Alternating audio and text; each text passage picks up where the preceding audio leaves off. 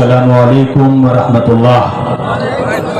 मैं बहुत শর্ট में आप लोगों के सामने अपनी बातें रखना चाहता हूँ। আপনারা বুঝতে পারছেন তো আমি যদি উর্দু বলবো? আলহামদুলিল্লাহ।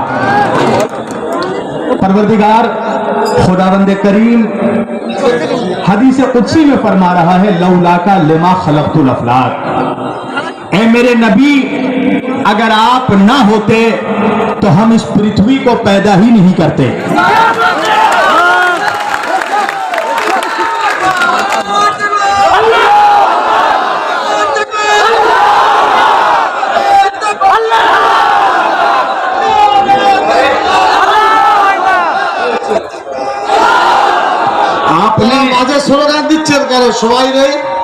आपने देखा कि मेरे नबी के जिक्र का मौजज़ा क्या है।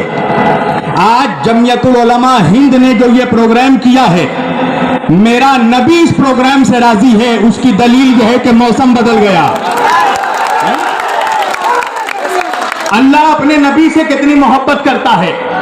अल्लाह कुरान में फरमाता है, वला सौफा युअतीका रब्बुका फतरज़ा। ऐ मेरे नबी, हम आपको अनकरीब कुछ ऐसा अता करेंगे, वला सौफा युअतीका रब्बुका फतरज़ा, कि आप अपने रब से राजी हो जाएं, आप मुझसे राजी हो जाएं। अब ये इतना बड़ा मजमा है मुसलमानों का, मैं एक एक मुसलमान से पूछूंगा, जहां नमाजी भी हैं, रोजादार भी हैं, हाजी भी हैं, ज़कात देने वाले भी हैं, एक एक नमाजी से पूछूंगा, नमाज किस लिए पढ़ते हो? हर नमाजी कहेगा ताकि अल्लाह राजी हो जाए।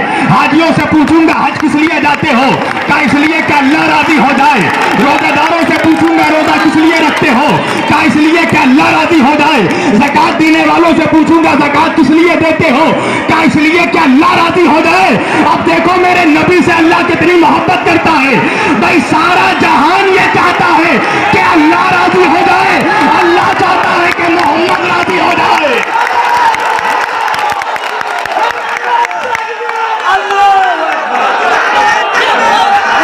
मेरा नबी जिसके सदक़े में अल्लाह ने कायनात को बनाया, एक बहुत बड़े ईसाई पादरी, ईसाइयों के फादर पादरी एक बहुत बड़े आलिम दीन के पास आए, अल्लामा सैयद हुसैन अल्लाह मकामा, और मौलाना सैयद हुसैन के पास आके कहने लगे कि मैं आपसे एक सवाल करना चाहता हूं। उन्होंने कहा, क्या सवाल? कहा, मैं सवाल करूंगा, आप जवाब देंगे, और आपका जवाब ये तय करेगा कि आपके नबी मुस्तफा ज़ादा अफजल हैं या हमारे नबी ईसा ज़ादा अफजल हैं। तो मौलाना सैयद हुसैन ने कहा, सवाल कीजिए। तो हमारे ईसाई भाई फादर ने सवाल किया कि मुझे ये बताइए, एक आदमी सो रहा हो, एक शख्स सो रहा हो, और उसके बगल में बैठा एक शख्स जाग रहा हो, और उसी रास्ते से अगर कोई मुसाफिर रास्ता भटक जाए तो मुसाफिर रास्ता किससे पूछेगा? तो मौलाना सैयद हुसैन ने कहा कि जागने वाले से रास्ता पूछेगा। वो ईसाई पादरी खड़े हो गए और कहने लगे, बस अब ईसाइयत की जीत हुई, इस्लाम हार गया, साबित हो गया हमारे नबी ईसा ज़ादा अफजल हैं। उसने कहा, वो कैसे? क्या इसलिए कि जो सो रहे हैं वो आपके नबी मुस्तफा हैं, और आप मुसलमानों के अकीदे के मुताबिक जो जाग रहे हैं चौथे आसमान पर वो हमारे नबी ईसा हैं। तो मुसाफिर भटकेगा तो जागने वाले से रास्ता पूछेगा। मौलाना सैयद हुसैन ने कहा कि बैठ जाइए, अभी आपने मेरा आधा जवाब सुना है, पूरा जवाब सुनते जाना। क्या पूरा जवाब क्या है? क्या सुनो। सोने वाला सो रहा था, जागने वाला जाग रहा था, मुसाफिर भटका और भटक के रास्ता पूछा कि जागने वाले बता के रास्ता किधर है। तो जागने वाले ने कहा, ए मुसाफिर, हाँ तू भी आकर मेरे साथ बैठ जा, मैं भी तो इसी इंतजार में हूं कि कब सोने वाला उठे तो रास्ता बताए।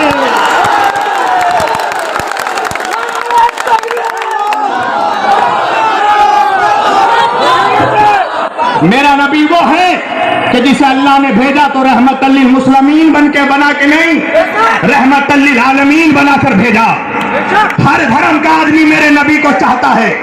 महेंद्र सिंह बेदी कहते हैं, इश्क हो जाए किसी से कोई चारा तो नहीं, अरे सिर्फ मुस्लिम पे मोहम्मद का इजारा तो नहीं। मोहम्मद ساری کائنات کے لیے رحمت ہے. بس 2 منٹ ختم کر رہا ہوں اپنی گفتگو. سنیے, ہمارا ہندو جو ہے, ہندو بھائی, ہندو سماج, وہ ہمارے نبی سے محبت کرتا ہے. میں آپ کو شعر سناتا ہوں. ایک ہندو مہاراجا کال کا پرشاد, وہ کہتے ہیں, آپ جانتے ہیں عربی میں جوتے کو کیا کہتے ہیں؟ عربی میں جوتے کو کہتے ہیں نالین. جوتا جو ہم پہنتے ہیں اس کو کیا کہتے ہیں؟ نالین. ذہن میں رکھیے گا. وہ ہندو شاعر مہاراجا کال کا پرشاد کہتے ہیں, گر شرق سے ہو غرب تلک مال کا انبار. وہ کہتے ہیں مشرق سے لے کر مغرب تک اگر پیسوں کا, ڈالروں کا, دولت کا انبار لگا دیا جائے, گردوں سے زمین تک ہو اگر درہم و دینار, اگر آسمان سے زمین تک درہم و دینار بچھا دیا جائے, سجا دیا جائے, وہ کہتے ہیں گر شرق سے ہو غرب تلک مال کا انبار, گردوں سے زمین تک ہو اگر درہم و دینار, ہر بحر اگر در بنے, پارس بنے کوہسار, اور ایک طرف ہوئے میرے احمد مختار. وہ کہتا ہے ساری کائنات کی دولت ایک طرف ہو اور ایک طرف مصطفیٰ ہو. وہ کہتا ہے گر کال کا پرشاد کا قابو ہو تو کیا لے, ارے سب چھوڑ کے نالین محمد کو اٹھا لے.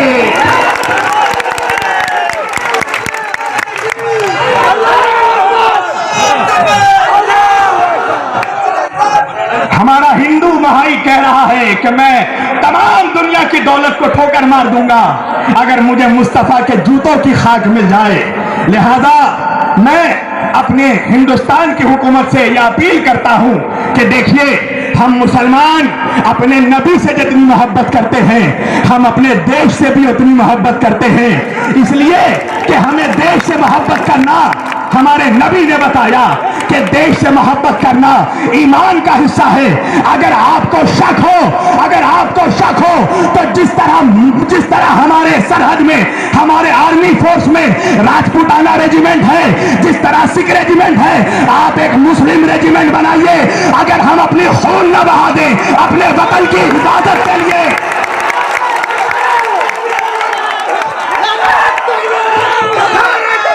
ہم بس میں نے ختم کر دیا. ہم اپنے دھرتی کے لیے, اپنی دیش کے لیے اپنے خون کا قطرہ قطرہ نچھاور کرنا جانتے ہیں. اس لیے کہ یہ ہمارے نبی نے بتایا ہے. ہمارے نبی کو ہندوستان سے ٹھنڈی ہوا آتی تھی. یہ وہ ہندوستان ہے جہاں خواجہ آئے, جہاں وارث آئے, جہاں نبی کی اولادیں آئیں. میرے نبی کی اولادوں نے, اولیاء کرام نے ہندوستان کو گلے سے لگایا ہے. لہذا ہم نہ تو نبی کی توہین برداشت کر سکتے ہیں, نہ اپنے دیش کے خلاف کوئی بات برداشت کر سکتے ہیں. لہذا ہماری حکومت سے گزارش ہے کہ جس نے بھی نبی کی شان میں توہین کی ہے آپ اس کو سخت سزا دیں.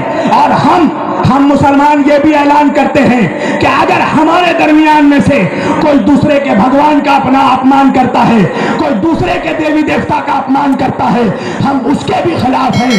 اس لیے کہ ہمارا اسلام یہ نہیں سکھاتا کہ کسی دوسرے کے بھگوان کو برا کہو, کسی دوسرے کے خدا کو برا کہو.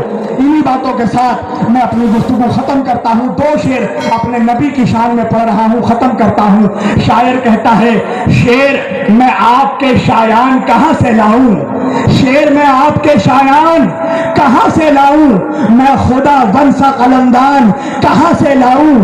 ارے لوگ کہتے ہیں لکھوں نعت رسول اکرم, میں بھلا دوسرا قرآن کہاں سے لاؤں. وآخر دعوانا ان الحمدللہ رب العالمین.